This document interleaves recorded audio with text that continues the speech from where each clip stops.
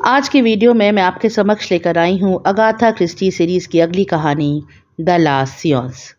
Last सियोंस यानी आखिरी बार उस आत्मा को बुलाने की प्रक्रिया। ये एक सुपर नेचुरल स्टोरी है, थोड़ी डरावनी भी है लेकिन बहुत इंटरेस्टिंग है। तो सुनते हैं इस कहानी की समरी मेरी यानी गरिमा की आवाज़ में। कहानी की शुरुआत होती है जब एक 32 वर्ष का नौजवान जिसका नाम राउल है, वो गाना गुनगुनाते हुए बहुत अच्छे मूड में सड़क पे चला जा रहा है। फिर ये 17 नंबर की बिल्डिंग में जाता है और तीसरे फ्लोर पे एक अपार्टमेंट में जाता है जहाँ पर एक बूढ़ी औरत दरवाज़ा खोलती है। राहुल उससे पूछता है कि क्या मैडम को पता है कि मैं उनसे मिलने आ रहा हूँ। मैडम यानी कि सिमोन जिससे कि राहुल बहुत प्यार करता है और बहुत ही जल्द शादी के बंधन में बंधने वाला है।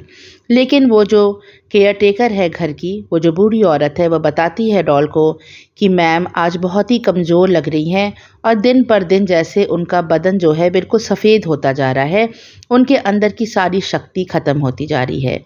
ये जो सियोंस की प्रक्रिया है ये उन्हें अंदर ही अंदर मार डालती है। सियोंस यानी कि वो प्रक्रिया जिसमें एक मीडियम या एक माध्यम अपने अंदर एक आत्मा को बुलाता है और उसके जो परिजन होते हैं वो उनसे कुछ प्रश्न करना चाहते हैं तो वो उनसे प्रश्न पूछ लेते हैं।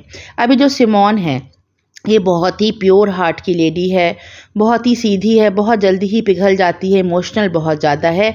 ये प्रक्रिया दोहराती है जिसमें वो खुद एक माध्यम बनती है, आत्मा को बुलाती है। फिर क्या होता है उसे कुछ भी पता नहीं रहता, लेकिन जब वो होश में आती है तो वो बताती है कि वो बहुत कमज़ोर महसूस करती है और लगता है कि उसके बदन की सारी शक्ति चली गई है।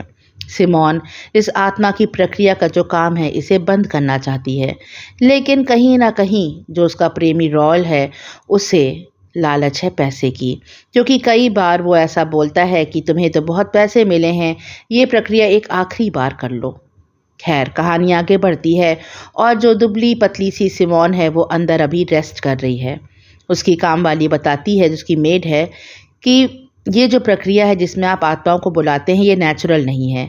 जब हमें कोई छोड़ के चला जाता है तो हमें उसे लेट गो करना चाहिए, जाने देना चाहिए। उसे बांध के रखना ये भगवान के जो नियम है उसके विरुद्ध है और इसकी सज़ा किसी ना किसी को तो अवश्य मिलेगी। जो आप ये काम करवाते हैं मैम से, जो आत्माओं को बुलाती हैं और दूर दूर से लोग आते हैं इस प्रक्रिया को उनसे करवाने के लिए, ये ठीक नहीं है। कहीं किसी दिन कोई ऐसी आत्मा आ गई जो बहुत ज़िद्दी हो, बहुत स्टबर्न हो और वो कहीं मैम के अंदर से निकले ही ना। रॉल इस पे बहुत चौंक जाता है, कहता है तुम ये सब क्या बोल रही हो। तो उसकी मेट कहती है कि हाँ मैंने ऐसा सुना है कि कोई कोई आत्माएं बहुत स्टबर्न होती हैं, बहुत ज़िद्दी होती हैं और जो मीडियम होता है वो उसके बदन को छोड़ती ही नहीं है। सोचिए अगर कुछ ऐसा हो गया तो हम लोग अपनी मैम को हमेशा के लिए खो देंगे। रॉल उससे कहता है कि ये सब बेकार की बातें हैं। तब उसकी मेट बताती है कि देखिए आत्माएं दो तरह की होती हैं, एक तो जो मुक्ति पा जाती हैं, जो स्वर्ग चली जाती हैं, और कुछ आत्माएं जो अपनी पाप कर्मों का जो फल अदा करने के लिए इसी दुनिया में भटकती रहती हैं, कष्ट उठाती रहती हैं। अगर ऐसी ही कोई शैतान आत्मा किसी दिन बुलाने पे आ गई तो सिमोन मैम बहुत ज़्यादा परेशान होंगी और इस काम को करने की बहुत बड़ी कीमत आपको चुकानी पड़ेगी। खैर रॉल उसे चुप करा देता है और थोड़ी ही देर में सिमोन अंदर से आती है। सिमोन बहुत खूबसूरत, बिल्कुल मडोना की शक्ल की एक खूबसूरत सी लड़की है, लेकिन उसका बदन देख के ऐसा लगता है कि वो बहुत वीक है, उसका पेल है बॉडी बिल्कुल। वो बहुत मुस्कुराते हुए आके रॉल के पास बैठ जाती है। रॉल अपने पॉकेट से 2 पर्चियाँ निकालता है जिसपे एक डॉक्टर का नाम लिखा है और एक किसी और आदमी का। वो कहता है सिमोन से कि कभी कभी तुम इनके लिए आत्मा बुलाने का काम कर लेना। यह सुनते ही सिमोन का चेहरा उतर जाता है, वह झटके से खड़ी हो जाती है। वह कहती है रॉल से कि अब बस, अब नहीं, अब मुझे बहुत डर लगता है ये काम करने में। जब भी मैं केबिन में जाके आत्मा को बुलाती हूँ तो हर तरफ मेरे अंधकार होता है, मुझे कुछ भी दिखाई नहीं देता, और जब मैं इस प्रक्रिया से बाहर आती हूँ तो मेरा शरीर इतना कमज़ोर हो चुका होता है कि मेरे में प्राण नहीं रह जाते। अब मुझे डर लगने लगा है कि कहीं इस प्रक्रिया को करने में किसी दिन मेरे प्राण ना चले जाएं। लेकिन रॉल को जैसे इस बात का बहुत फ़र्क नहीं पड़ रहा। वो कहता है और मैडम एक्स, तुमने तो उनसे काफ़ी ज़्यादा पैसे ले रखे हैं उनके बच्चे से उनको मिलाने के लिए।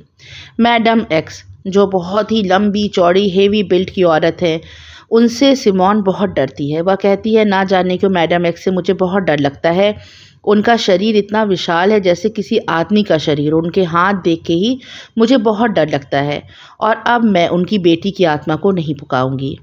तब रॉल कहता है कि तुम कितनी पत्थर दिल हो। उनकी छोटी सी बेटी है जो इस दुनिया को छोड़ के चली गई है। अगर वो उससे मिलना चाहती हैं, उसकी आवाज़ सुनना चाहती हैं, तो तुम क्या एक माँ की आवाज़ को नहीं सुनोगी? और तुमने तो उनसे काफ़ी पैसे भी ले रखे हैं। सिमोन कहती है कि देखो, एक माँ जो होती है वो अपने बच्चे से मिलने के लिए किसी भी कीमत पे जा सकती है। तब रॉल कहता है कि तुमने जो पिछली बार सियोंस किया था वो उतना अच्छा सियोंस मैंने ज़िंदगी में कभी नहीं देखा। वो जो लड़की थी वो बिल्कुल उसने ह्यूमन शेप ले लिया था। ऐसा लग रहा था कि हम उसे छू सकते हैं।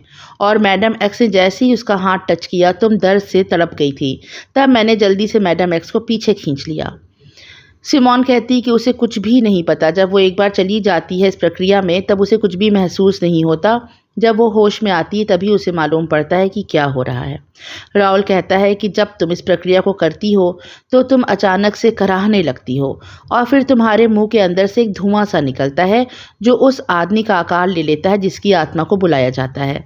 लेकिन इस बार जब उस बच्ची की आत्मा दोबारा बुलाई गई थी तब वो ऐसा लग रहा था कि वो बिल्कुल हाड़ मांस की बनी हुई बच्ची है जिसे हम छू सकते हैं, जिसे हम गोद उठा सकते हैं। लेकिन उसे छूते ही तुम्हें इतनी तेज़ दर्द होता था कि हमने सोचा कि अब ये प्रक्रिया दोबारा ऐसी नहीं करेंगे।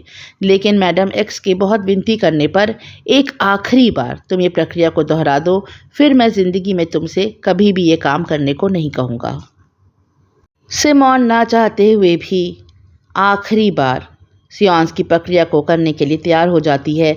लेकिन वो रॉल से कहती है कि जब तक मैडम एक्स नहीं आती वो जाके थोड़ी देर आराम करना चाहती है।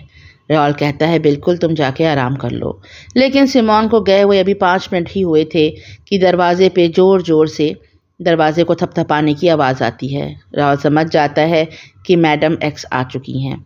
वह उन्हें उस केबिन में लेके जाता है जहाँ पर ये प्रक्रिया की जाती थी। टेबल पर एक छोटा सा ड्रम रखा था और एक वहाँ पर जैसे कि सींग होती है किसी जानवर की, वो रखी थी और कुछ और सामान थे जो इस प्रक्रिया में काम आते थे। कैंडल थी, एक माचिस थी। रॉल थोड़ी देर बाद सिमोन को बुलाता है। सिमोन बहुत कमज़ोर महसूस कर रही थी। लेकिन मैडम एक्स उससे कहती हैं कि अगर तुम लोग ये आखिरी बार बस मेरे लिए मेरी बच्ची से एक बार मिला दो, मेरी आवाज़ सुना दो उस बच्ची की, तो मैं तुम्हारी ज़िंदगी भर बहुत आभारी रहूँगी। राहुल कहता है कि आपको लेकिन एक बात हमारी माननी होगी कि जब आपकी बेटी सामने आएगी तो आप उसे छूने का प्रयास नहीं करेंगी, क्योंकि ये सिमोन के लिए बहुत ही घातक साबित हो सकता है, उसकी जान भी जा सकती है। तो मैं जो मिसेस एक्स थी, जो मैडम एक्स थी, वो कहती हैं कि फिर मेरी भी एक शर्त है। मुझे ना जाने क्यों ऐसा लगता है कि तुम लोग जो हो धोखेबाज हो और मुझे कुछ साइंटिफिक तरीके से, कुछ आर्टिफिशियल तरीके से मुझे ये अपनी बेटी का आकार दिखाते हो जिससे कि मैं बेवकूफ़ बन जाऊं और इतने इतने पैसे तुम लोग को देती रहूं। तो मुझे भी ये पक्का करना होगा कि तुम लोग ढोंगी नहीं हो, तुम लोग जालसाज नहीं हो। इसीलिए मैं तुम्हारे हाथ पैरों को रस्सी से बांध दूंगी। और ये कहते कहते वो अपने बैग में से एक रस्सी भी निकाल लेती हैं।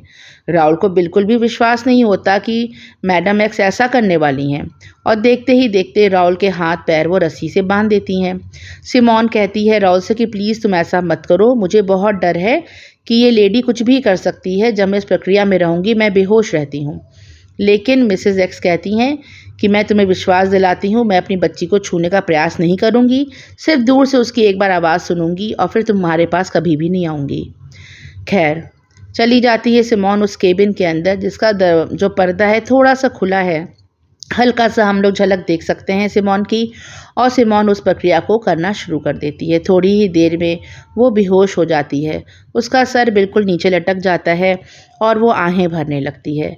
फिर थोड़ी देर बाद उसे कराहने की आवाज़ आती है और ऐसा लगता है कि उसके मुंह में से एक बादल जैसा कुछ निकल रहा है।